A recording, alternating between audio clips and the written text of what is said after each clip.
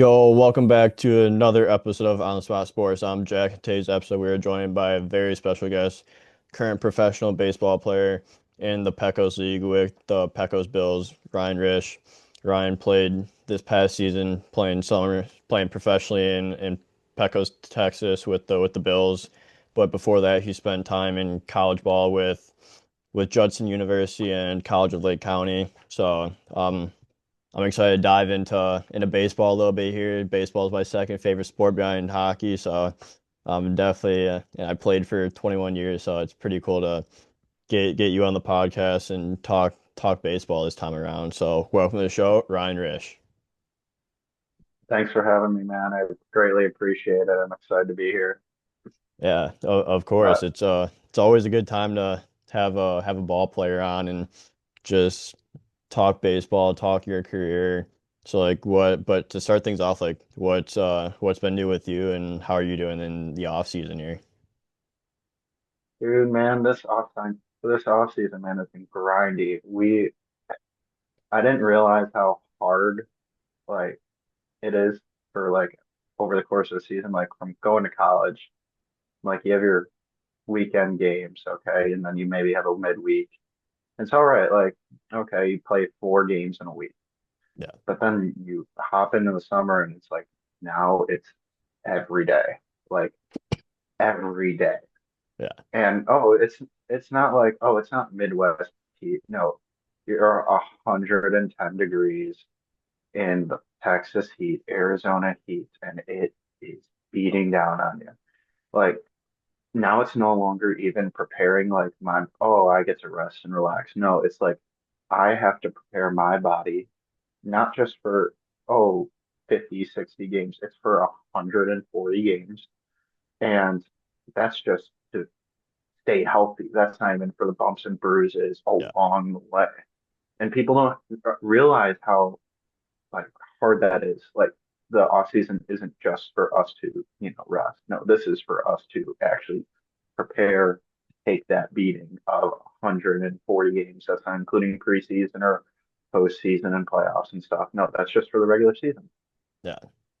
Yeah, it's crazy to think just like a lot of people don't understand like same thing with hockey. Like in the off season, like people think you rest, but like you're still training, you're still putting your body through the ringer to train and get better for the next season and then get into the season and games and practices like take a wear on your body and it's a different kind of wear and tear, but it's a grind. But like I mean, we all love it. We all love the grind and the process and everything like that. But like, what are you doing this off season prepare for next season?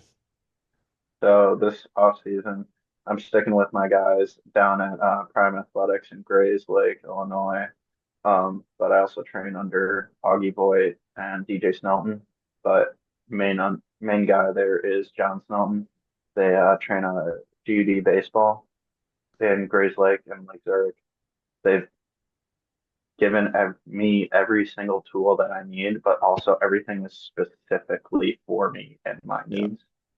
So like a lot of power stuff, a lot of moving heavy weight as fast as possible, but also keeping the point of strength and making sure that I'm in tune with my body, what I need to do, exactly how I'm moving. Because at the end of the day, like this is where I would say like college athletics has it wrong, and their strength programs are horrible. Like as a baseball player, I do not need to run 5 miles in the morning at no, 4 a.m. or lift 700 pounds. Like, no, like this is stuff tailored for me to go out, get the job done, pitch, be a competitor. Like they have it right there. And they're teaching you the mental side, the physical side, and just be able to outlast such a long and grueling season. So I would say they do a really good job there. yeah, well, that's good to hear that they're doing a good job and really getting you prepared for year or two Mhm. of pro baseball. So like, what was year one like for you? Obviously, you're in Pecos, Texas, like you said, where the warm weather, like you're in warm weather all the time, 140 games. Like, what was your first experience like with pro ball?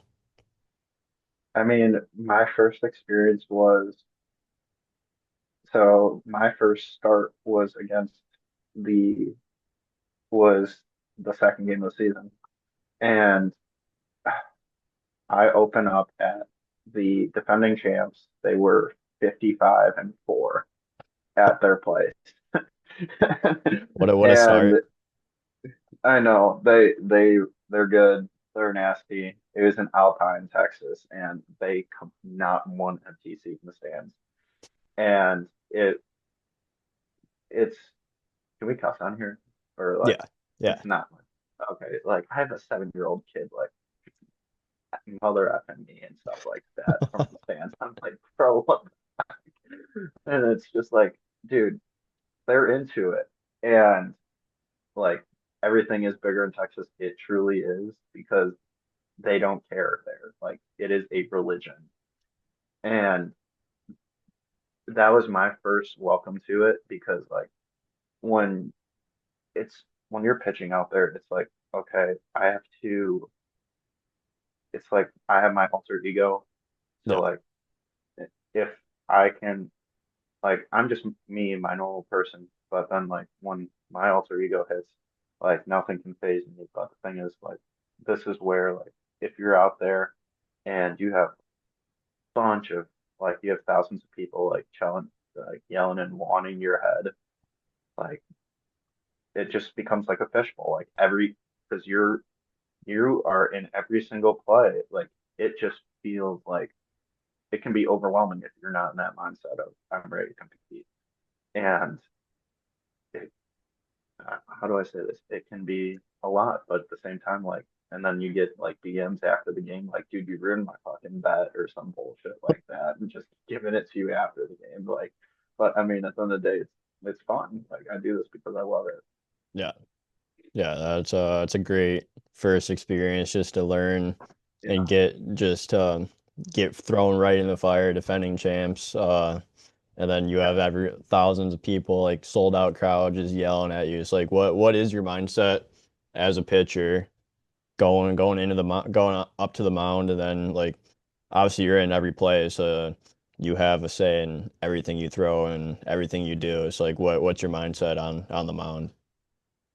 My mindset, I would say, is the bulldog mentality. It's just because of the fact of like, I don't care if I have my A stuff or my C stuff that day. Like, you're getting everything I got, and good luck, because I'm gonna beat you. Like, I trust myself that much. But like, and that's just like the other dude that I have. Like, that's the other guy that Yeah, I've created, and like it's taken me a long time to create that version of myself because like when I was in high school, like I was like the stress of like, oh, I need to get signed somewhere, I need to go somewhere, I need to play. And it was all these outside stressors like coming at me and I couldn't figure out. And then so I created this other dude like that is my alter ego. And it's no longer I can separate myself like, oh, me at work versus that dude at the fields going to start a game for 100 pitches or go 9 innings. And it's something that I truly think that everyone should be able to do. And like for me, I'm going to let you know about it if I'm beating you.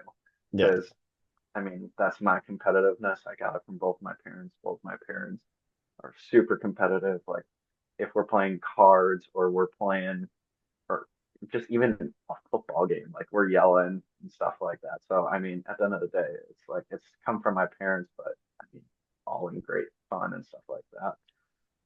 yeah, So, and and my teammates can contest to that yeah, because they're like, "Oh, dude, he's an awesome dude every other day." But like, like you can talk to him about anything, and he'll help you with rehab. He'll do whatever you want, but and help you out. But man, on his start day, do not fuck with him because like that's his day. I'm like, at the end of the day, like that's what puts food on your table or is you trying to get to the next level. Like that's the thing. Like, do not screw with you because at the end of the day, it is a job and it is a yeah, cutthroat business. yeah. Well, you have one off day, one bad game. You never know. You could be just released like that, and you're looking for another job, and you never know. Like it's so scarce when those opportunities come. Like you might not have a job for 3, 4 months, so you just got to do everything you can to stay dialed. Yeah, no kidding. I've I've seen some guys like, and it's not even just like stories. Like sometimes it's not even like you. It's just sometimes the front office too. Like they Yeah, don't like dudes, or they get a bad word. Oh, he's a bad clubhouse student. I've seen other guys like just get cut for like, and they haven't done anything bad, or they don't like something that they're doing. Like I'm not gonna name names, but like there's a particular league that doesn't like when us like throwing weighted balls, and I'm just like, bro, really? Like this is us to keep healthy. yeah, Like, and you're gonna cut someone because they do that? Like one of my buddies did it, and I'm like, dude, that is the dumbest thing ever. So guys were sneakily doing are sneaking around doing it outside of the field, then coming to the field to do it because like at the end of the day, it's their livelihood and their careers. yeah. It's ridiculous. They have the routines, and that's one of the routines, and Yeah. no one's gonna let you take that away from yourself. No, I love it. Yeah, that's awesome. But like you play 100 or like the season's 140 games, like you're probably going like every other day, like for on the mound. So like what do you learn at a professional level besides obviously like how like you got to manage your game a little bit better or a little more? Like what's some things that you learned throughout the course of this season? That's a very good question. So the summer season was 60 games in 70 days. Wow. And well, so I was college from, all the way through May and then headed straight there. The thing about it is when I threw 150 innings, 80 in college and 70 over the summer, 70 innings through, and as a starter, you pitch every fifth day. Well, there were some Yeah. days like I was the emergency guy, like because I recovered quicker, I did all the things proper, like weight room and stuff like that, and it shows like when you're that far deep. Well, the thing is like stuff like that, it no longer becomes on like what you need, it becomes survival because of the fact of your body hurts like no matter what no matter what you do, your arm feels horrible. And it's just the fact of you either find a you use your trainer, you and you absolutely kill it nutritionally and in the weight room because it may be the smallest detail, but at the end of the day, it's like that's what's going to keep you going. And just ultimately, you got to use your resources. Like, you got to use your boys at the field. Like, oh, I can't, I can't make it in the weight room this day, but hey, I got my teammate. Like, yo, he can get my lat and, get all those like pinpoint releases and stuff like that. Or like, oh, I have to use the hotel weight room. Yeah. Like it's, and the thing is, like, you have a 7 o'clock game, you go till 10, you don't get to bed till 1 or 2 a.m. And then you wake up at noon the next day and you're like, shit, I have to be at the field in an hour or two because, oh, you don't like the game starts at 7, but the thing is we're at the field at 2 because of BP. Like, Yeah. and it's 120 degrees out. Like, you gotta take care of your body. It's like your vitamins, like it literally is the smallest amount of things because like everyone there is good. Everyone there is the top peak 1% of the game of baseball. Now it's, can I take this 1%, not even 1%, like this very minuscule thing and do it better than anyone else? And can I do this every single day? Like it is, how do I say it? It is very repetitive and really redundant that I say that and that we very cliche is the word, but like at the end of the day, it's like, do I do it better than everyone else? Yeah. Like I go to work every day, 5 a.m. and I go to work from 7 to 3:30 and then I go to work out. Like that's my second job is baseball and I go and work from 3 to 7. Now I have to do it all over again. And how well can I do it every single day to beat the guy next to me? That's like the whole entire thing. And Yeah. and and it's kind of addictive too, is like it's the competitiveness. And if you can't do it better than the next day, then you're just gonna be run out of the game. I Yeah. mean, you as you and as a goalie, like I was a catcher for how many years? Like it's practically the same thing. It's guys, it's how well can I protect, but also steal strikes, but also how well can I keep the puck out of the net? Like it's Yeah. how well can I do that? And I was listening to one of your other podcasts earlier this week, like how you were in a smaller arena and there's a bigger neutral zone and you had 50 shots. Like that's ridiculous. On average, you're on average you're getting 30. Yeah. Like that's horrible.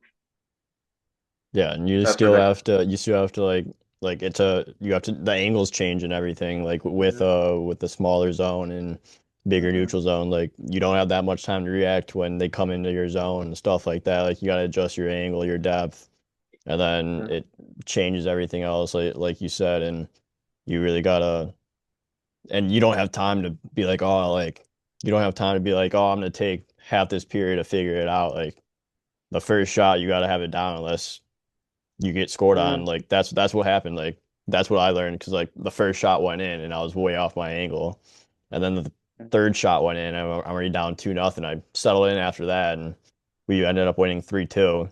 But like if I didn't figure it out that quickly after that fifth shot or whatever, like or the third shot, like it's a matter between winning game and losing a game and losing your job. Yeah, well, and the thing is, like, you don't get a line change to figure it out or talk it over with No. your coach. Your ass is out there, and you're just like in your own island. You are like on your own out there too. So it's like you either got to figure it out, and their boys pick you up, or good luck. Yeah, or figure or lose the game and lose your job. But Yeah, yeah, no kidding. like yeah, but like you're also in a similar position with pitching too. Like you have to control that game. You have emotions obviously run high as well, especially like you could have a good day one day and then like, your stuff's not working the next day. So like how do you manage that game depending on like the situation that comes obviously. Honestly, it's like if I have a bad game, I'm thinking, how quickly can I get out to the field the next day? Like, how quickly can I get out and play on the next, like, get that next time to play? Yeah. Because at the end of the day, it's like, if you carry over, there's already so many games. If I carry over what happened 3 days ago, 4 days ago, I'm screwed for that day. And me and my buddies would talk, like, give dudes like crap, like, oh, they were talking about like what happened yesterday. I'm like, dude, I could care less. Like, so what? You got to wash it because at the end of the day, it's like if you are carrying it, we are screwed that day because we can might as well scratch you out of the lineup because I'm like, at the end of the day, it's like, crap, he's still thinking about it. And our manager did a good job about this. Anybody that had a bad game, it was like the next day or the following day, you're back out there because he wants you to forget about that outing, and he wants you to be like, oh, okay, I'm gonna go get a new outing and I'm not gonna replicate it. And I would feel like that was what pushed me. Like, oh, if I had a scratch start and I'm like, oh, 5 innings and I did all right. I was like, that night I was in the weight room training because I'm like, I don't want that kind of start again. And it would be always, I flipped it right then and there. Like the next start, I had a really good start, but then you can't get complacent. So Yeah. that was like the thing. It was just like, how quickly can I get back out there so that this doesn't happen again? Yeah, exactly. I love that mindset and how you're able to get back out there. Like today, like for example, like I didn't have a good practice. Like everything was just blowing past me, and like obviously like the emotions run high when that's happening. But like I took my goalie coach at the end, and I was like, I need to do something to feel good to end this practice because it's not going to be do anything good to me if I go off the ice and no, I had a shitty practice. So literally just did like tracking drills and felt good with doing that. And I was like, yeah, like I'm gonna get off the ice because I actually feel like I got something got better with something ended up feeling good after. And it may be just like the smallest thing, but at the end of the day, it's like I actually feel productive. Yeah. And we had guys that were coming in like with slumps, like guys that were in organizations, and they were like, "Oh, I don't care if I strike out, but if I can hit a ball over, they're a lefty hitter. If I can hit a ball over their dugout in the third base dugout, I know I've done a good job because now I'm going to start from third base down the line to the pen to the foul pole, and then I'm going to just slowly make it way Yeah. all the way over into the middle of the field." And they're like, "Okay, I had a good outcome." I was like, "Dude, you just got blown up." Yeah, but I did what my goal was. I did my plan. Okay, man, great, Yeah. sick. It's the small And details. you would never believe that, but it was just something like that, and they're like, "Oh heck yeah!" Like Yeah. now I've succeeded. Now like I'm one step closer to being more successful in the long Yeah, like you said, small details are everything, and like it doesn't matter like what those run. details are as long as you set it and go for it. It could be some like you said something crazy, but like you still did a good job and did what you wanted to do, and Hmm. like you're able to restart from there, and like you just said, like just keep following that routine, and it'll eventually like shape its way back out. Yeah. I mean, that could, that, I mean, for me, that was a big thing, especially like going through college. Like my college experience, it was, mine was different because of the fact that I went to a junior college. Yeah, Thing is, it's like out of high school, like I graduated the year after COVID, so 2021. So now I'm like, and usually you commit to your college like your junior year. So, and I was SOL because it was all junior colleges and D3s. And I was like, I don't want to go to a D3 because of the fact of I don't want to have college loans out the ass.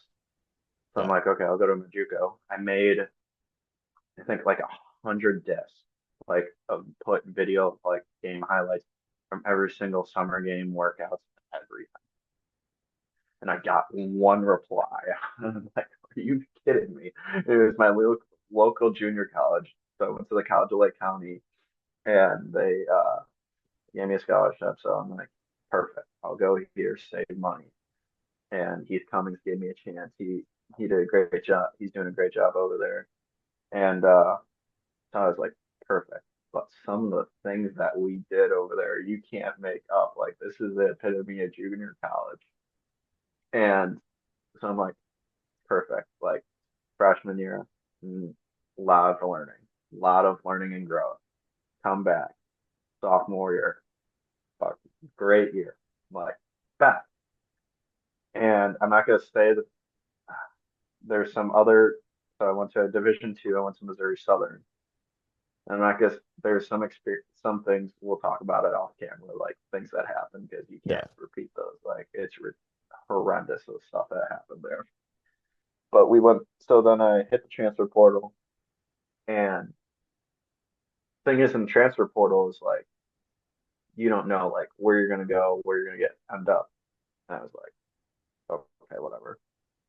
Next day, Judson calls me up, Judson University, and I wish I spent all 4 years there. I loved it. Like small Christian school, 1400. Like, but the question I was supposed to, I'm like, I want to play after college.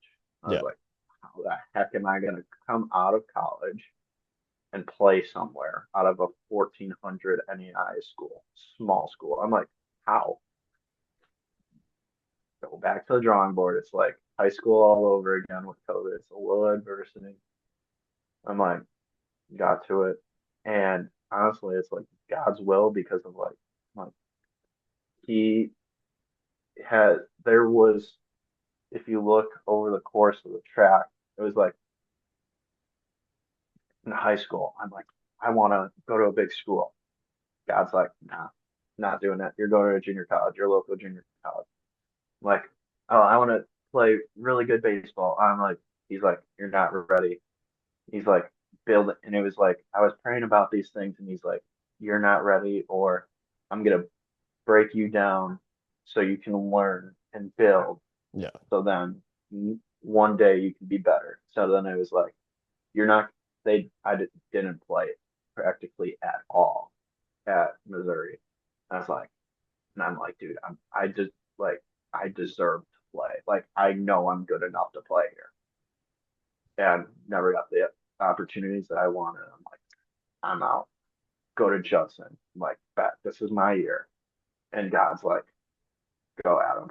And it was amazing because I got that freedom to play, great coaching staff.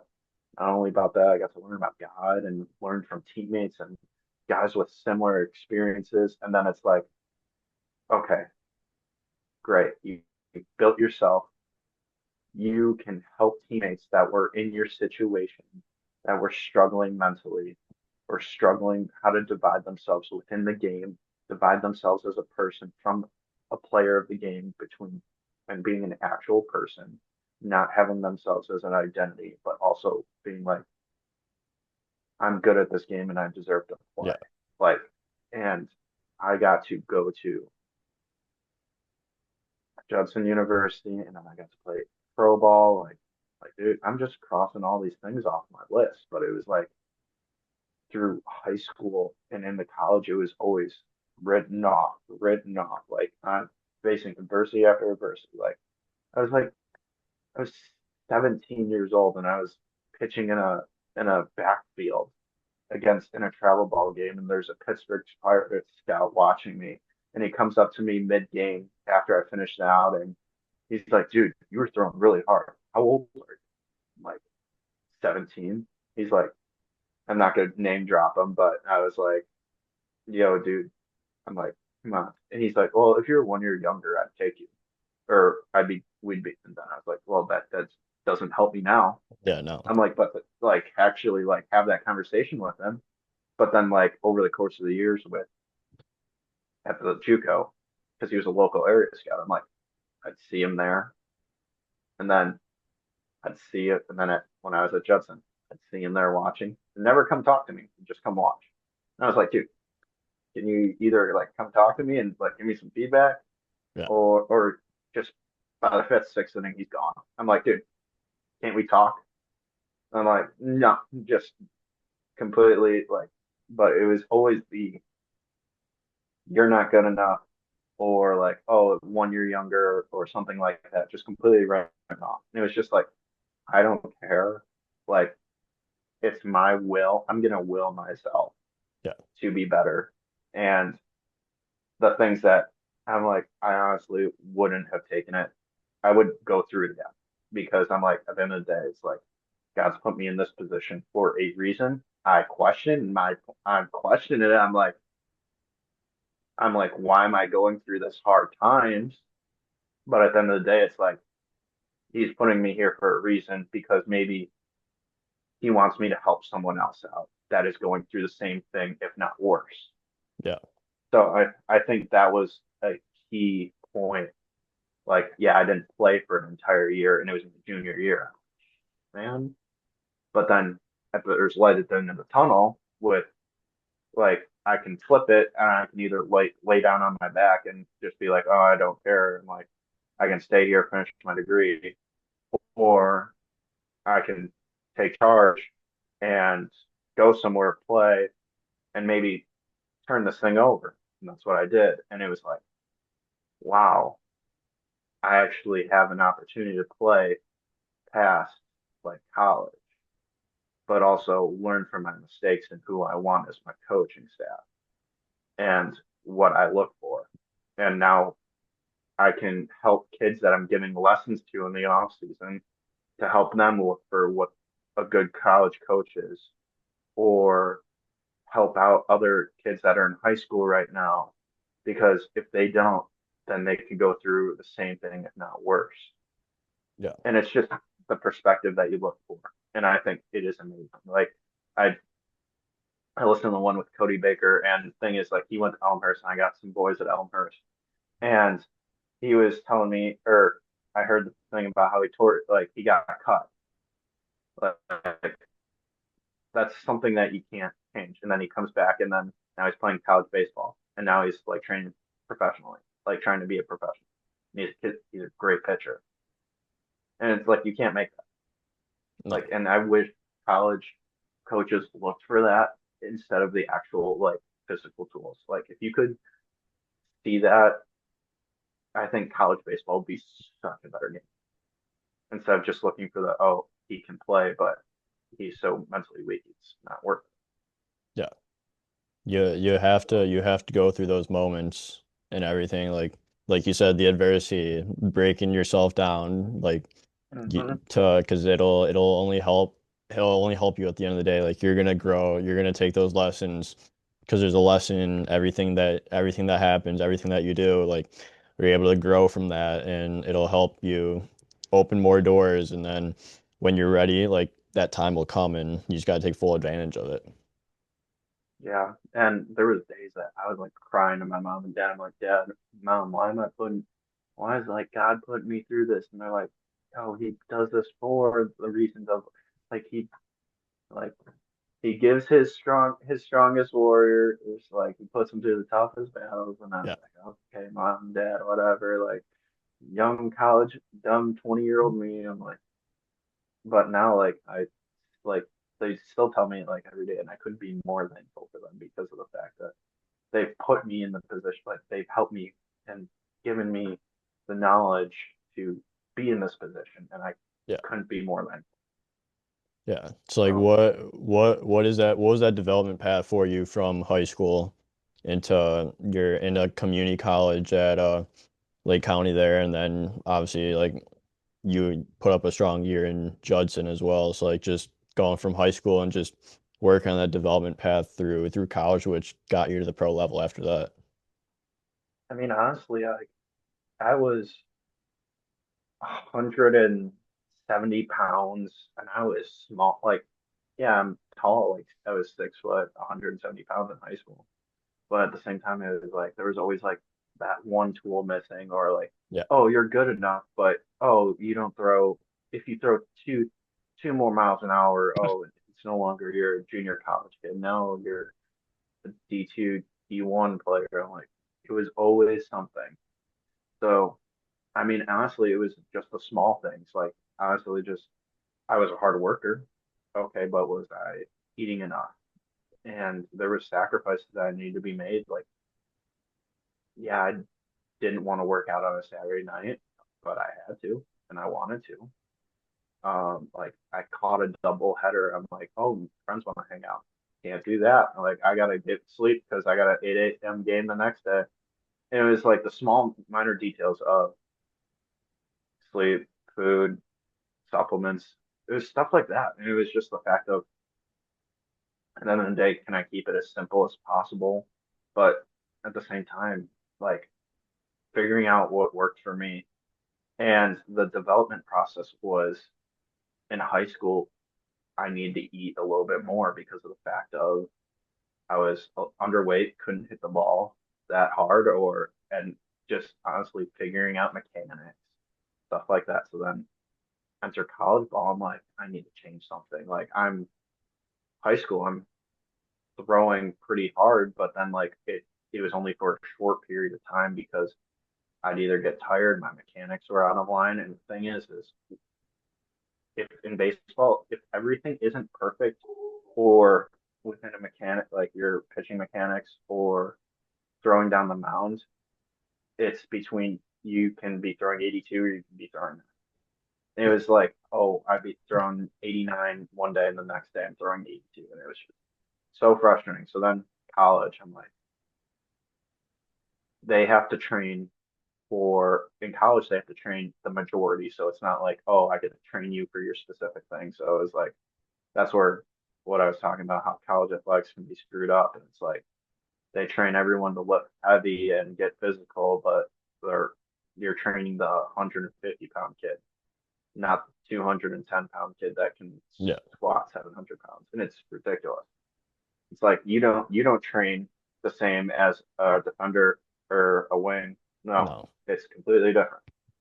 And so then I go to prime, like this is where I've made the most strides was this off season because it's strictly for me at Prime Athletics. Now I've been there since uh freshman in college. Like I'd go there on my own time in the winters and stuff like that. And they'd always get me right, help me figure it out, how to survive the college life. And I would say like from junior college to Division 2 was now it wasn't, oh, there's 1 to 2 guys that can play Division 2 and in the top part of Division 2 because we were top 5 of D2. Like we were ranked top 5, like everyone can play. No longer it's, oh, the top 2 guys in the field. No, it's like everyone's a dog. And I went back to Judson and it was like everyone can play because it's Chicagoland area. There's a lot of good kids, stuff like that. And it's just like, okay, everyone can play. We had guys coming up from down south and coming up to play. And I was like starting to figure it out, like starting to, and I was like, okay, Judson's got a good strength program. Like they're letting me do what I need to do.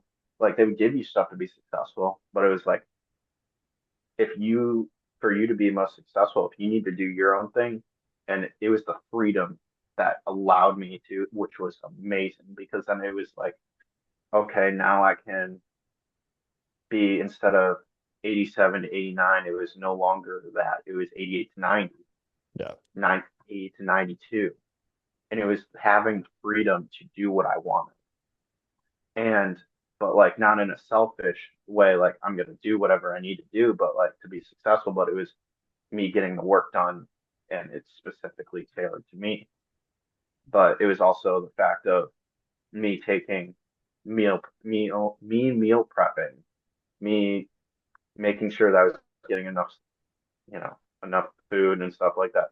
Also, I was commuting to Judson every day. I was commuting an hour every day and taking STEM classes because I'm an engineer. Like I'm Yeah. taking STEM classes, playing baseball, lifting for an hour, and then going to classes, going to practice, getting the weights. Okay, drive an hour home, and then still find time to study.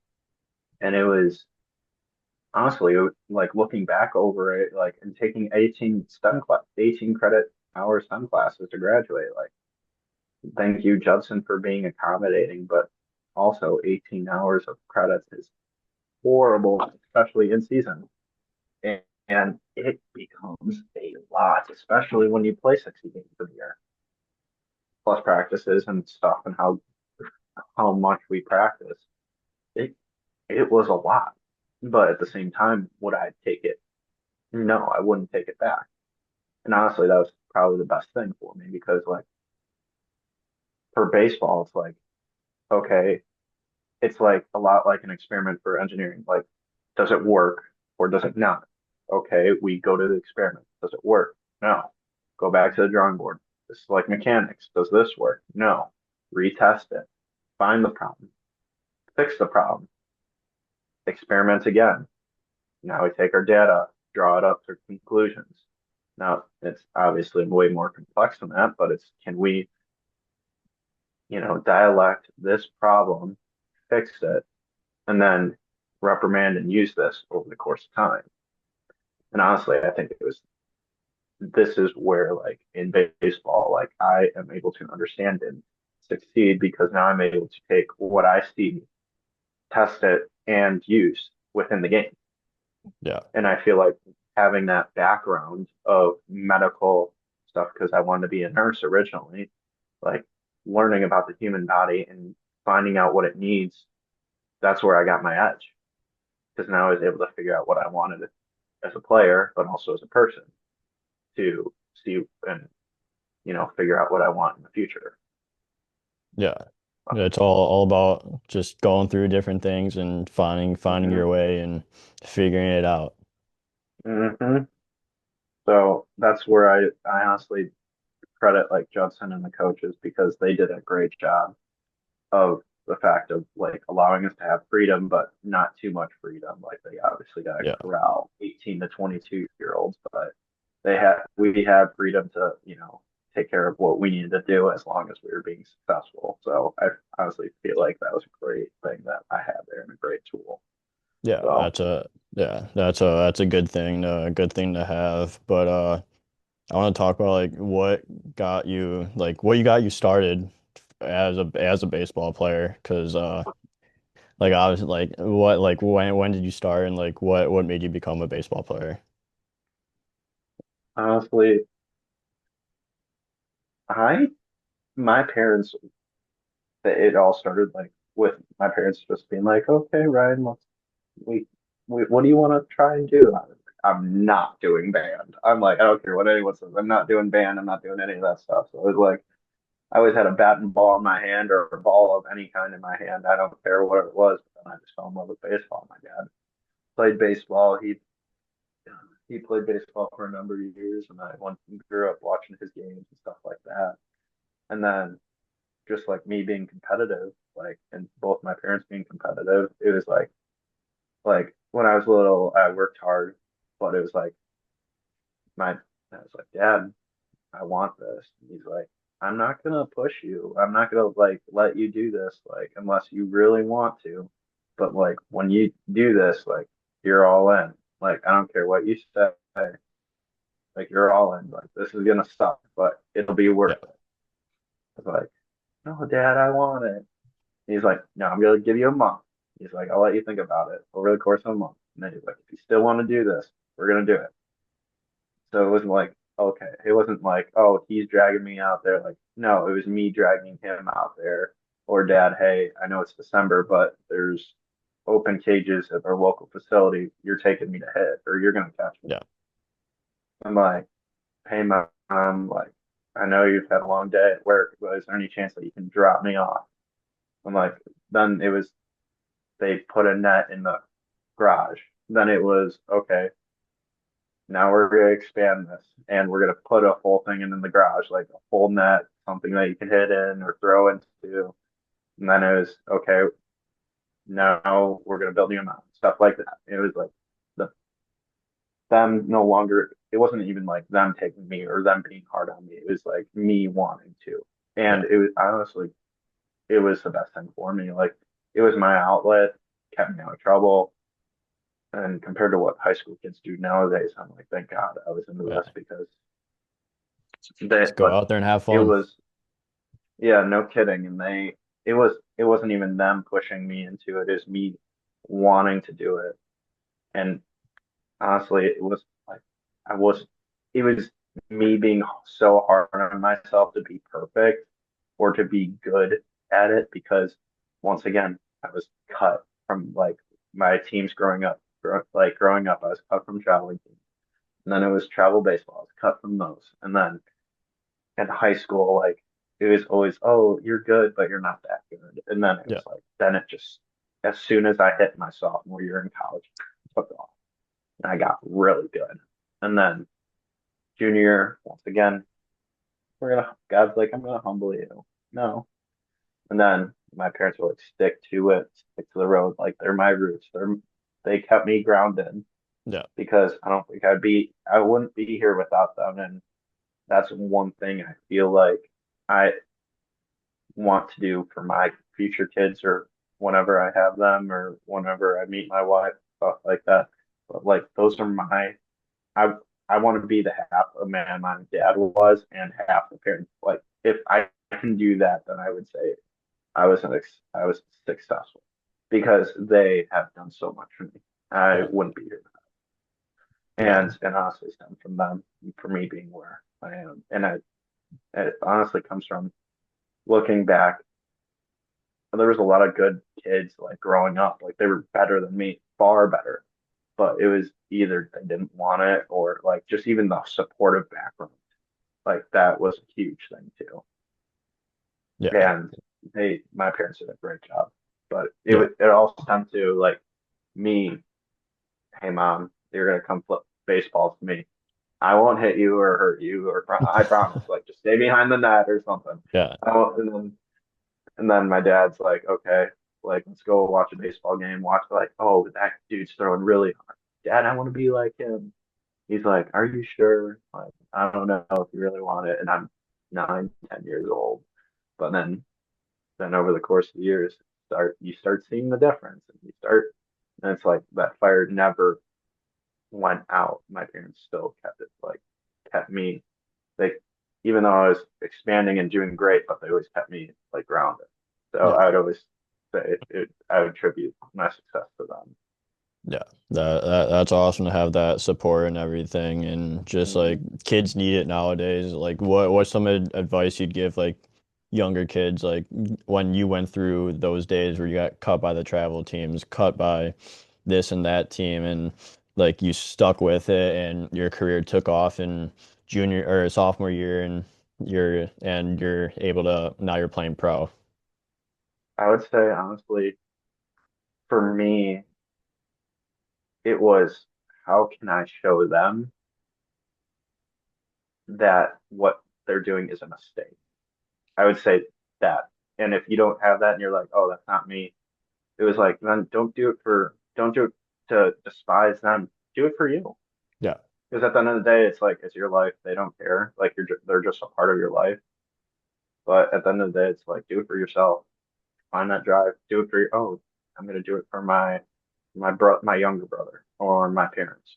Or like, I don't have good, stable parents. Like, I'm going to do this so I can tell my kids, like, I'm like, this is what I did. But I'm like, I want set that example, be like, I did this as a parent, but I want you to do better, or I want to put you in a better position than I. And that was like my whole thing growing up. Like my dad and mom didn't have the greatest things growing up, but they did things. They're like, oh, I don't want you to go through that. I want you to have better. So it was honestly like that. I was like, so I at one point I was like, oh, I want to do this for me, but then it was like, oh, I want to do this for them too, because yeah, I'm like, I'm already so far deep. I'm like, I'm gonna do this for them because they're the ones that got me here. Like, so I would just say that as kids, like, find your reason why, and then go after it with everything you got. Because at the end of the day, you're only so young for so little, and you don't want to regret anything. So no, I would just say go with everything you got and don't quit. Because at the end of the day, we're all told like, hey, the times come for you to hang them up, but like sometimes like you want to just enjoy it for as long as possible. yeah, you don't want to live 30 years from now and regret stuff that you didn't do when you're in your prime and you're able to Hmm. do the stuff and go live the dream while you can and just enjoy it. Hmm. Yeah. So I would say honestly, do it for you. If not, find a reason that you care about and do it for that reason. Yeah, So, exactly. Everything shapes you for a reason, and you're just going to continue to mhm, grow through all the adversity, all the lessons learned, everything you face. You're going to learn, and you're going to grow, and you're going to adapt, and mhm, it will all work out as well. 100%. So, I Yeah, mean, that was just my mentality. Fuck you. I'm going to do it myself. And I'm going to show you exactly who I am because at the end of the day, it's like, it's my life. yeah, Do it for the it's what people you that you want. love. So, oh, yeah, 100%. Yeah, but like I think that's a great episode or a great place to wrap the episode up. Like we talked about adversity, we talked about lessons learned, how you got to where you are today through everything you Hmm. face. And like I just want to say thank you again for coming on the show, and I appreciate your time and want to wish you the best of luck going forward and continuing your pro career. Thanks, Jack. I greatly appreciate it. I'll keep watching you. Keep watching the show. You guys are doing a great job. Love what you guys are doing for the sports. So just honestly keep it up. Love it.